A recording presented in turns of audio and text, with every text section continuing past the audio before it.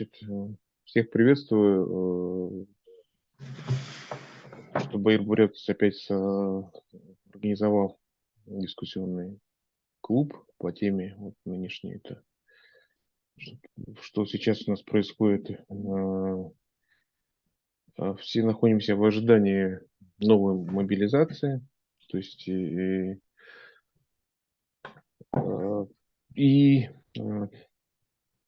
в целом, так сказать, для проведения вот этой вот мобилизации, да, многие, хотя официальные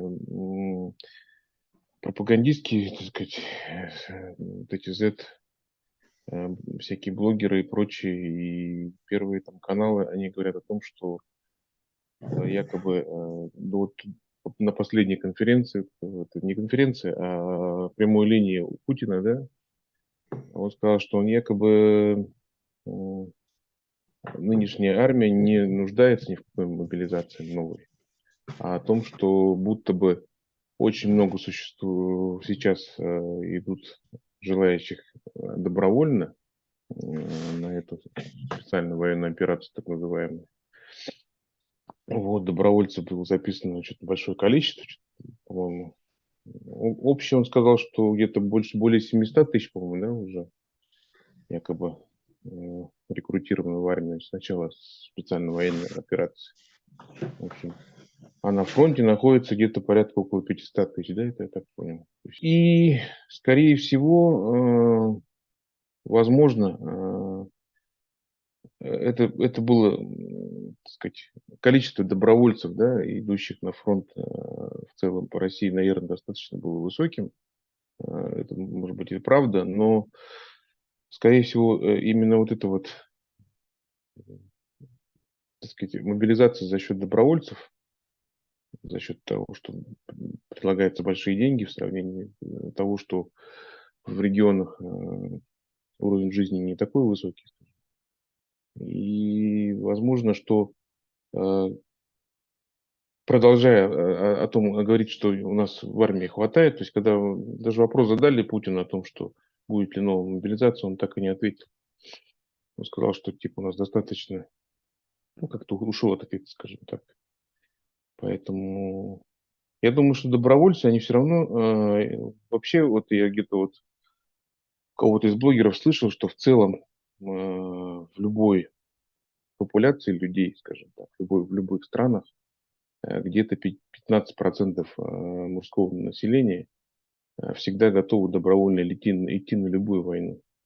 То есть это даже не связано с какими-то большими выплатами, а вообще просто 15% мужского населения такие вот, видимо, авантюристы и, так сказать, готовы просто воевать. Тут мне родственники тоже сказали, что у нас один из родственников находится в местах, так сказать, заключения, и ему там что-то 11 лет у него там тяжелая статья какая-то, и он осталось ему примерно 1,5-2 года, и он все равно пошел, записался добровольцем. Сейчас уже вагнеров-то нет, но он захотел идти. Ну, видимо, его забрали в Шторм Z. То есть период, когда был Пригожин еще живой, видимо, и когда он рекрутировал, почему-то его не взяли на фронт тогда. А сейчас ему тут осталось 1,5 года отсидеть. Он, тем не менее, так сказать, согласился идти на войну. Но как он заявляет, что здесь же, особенно зэкам, позволяет идти. Почему они идут, так сказать, рекрутируются в армию, в этот Шторм Z так называемый? Потому что им обещают вообще снять все судимости, какие есть. То есть, как бы вычистить их историю о том, что они якобы после вот этого вот 6-месячного СВО, они становятся совершенно чистыми, то есть перед в общем, гражданами или перед государством. То есть судимость вообще аннулируется, я так понял. Не то, что она там погашается, а, видимо, аннулируется. Не знаю, насколько это правда, конечно. Но, по крайней мере, его это именно привлекало, хотя он мог бы 1,5 года подождать и никуда не идти, но он пошел туда. То есть, как бы, задача была не деньги, а задача как говорится, начать жизнь с чистого листа. Вот такая вот мотивация у зэков, по крайней мере. Ну, так ли это происходит, я не знаю точно. Как там смотрят, кто точно знает. То есть, видите, мотивационные какие вещи, так сказать, не только денежные мотивационные, а вот именно м, возможность, как говорится, начать жизнь заново, как они думают. То есть, вот, хотя, конечно, не понимают, что именно те, кто рекрутируется из мест лишения свободы, они попадают в самые тяжелые участки фронта, и процент выживаемости, конечно, у них очень низкий, скажем так. Вот такая вот ситуация. Поэтому, когда такой период наступит, скорее всего, мобилизация наступит тогда, когда вот так называемые вот эти выборы, или так называемые, или точнее, скажем, плебисцит по продолжению, так сказать, для того, чтобы Путин находился у власти в марте месяце, пройдет, и после этого, скорее всего, уже возможно новая мобилизация, потому что зэки закончатся, добровольцы тоже, наверное, закончатся, и все равно нужно будет основное население привлекать к этой войне, потому что эта война длительная, долгая, и потери достаточно очень высокие в этой СВО, поэтому вот такая вот ситуация возможна. То есть после выборов. Пока до выборов Путина, на должность Путина, да, наверное, никакой мобилизации, скорее всего, не будет.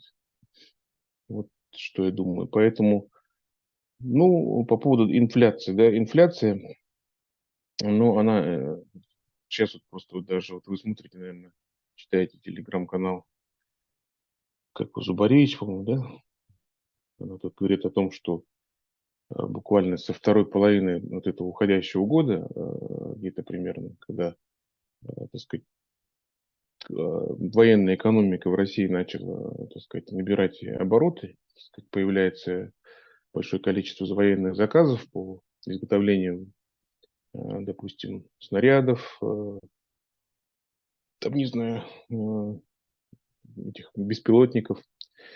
То есть и большие деньги были влиты, государственные деньги в эти производства, в том числе и зарплаты людей.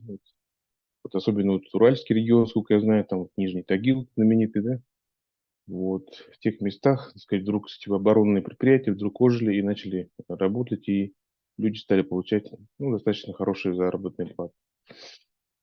Ну, то есть получается, что уровень валового внутреннего продукта в России, он вырос.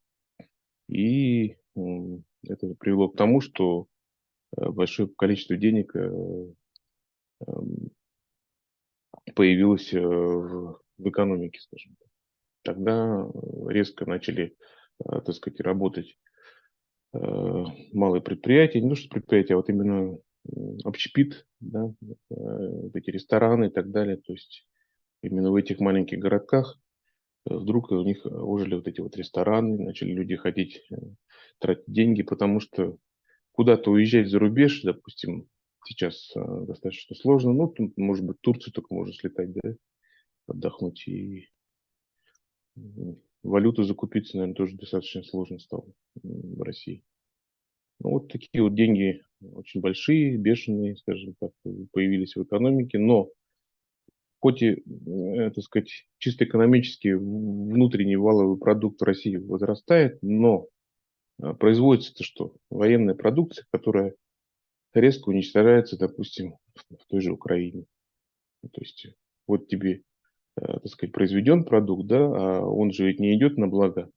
Он, как говорится, дальше цепочка не действует, так сказать, товарно-денежных взаимоотношений, а государство просто эти деньги, можно сказать, вкидывает в экономику, и при этом, конечно же, будет инфляция, это увеличение курса доллара. Вот это таким вот образом, конечно, инфляция будет достаточно очень высокой. Вот. Ну, я не знаю, может быть, кто-то, вот, допустим, кто-то сейчас из наших спикеров находится в России, видит, наверное, какие сейчас цены на продукты. Вот эти знаменитые яйца, да? Не знаю, как в Бурятии ситуация. Наверное, точнее укажет, наверное. Ну,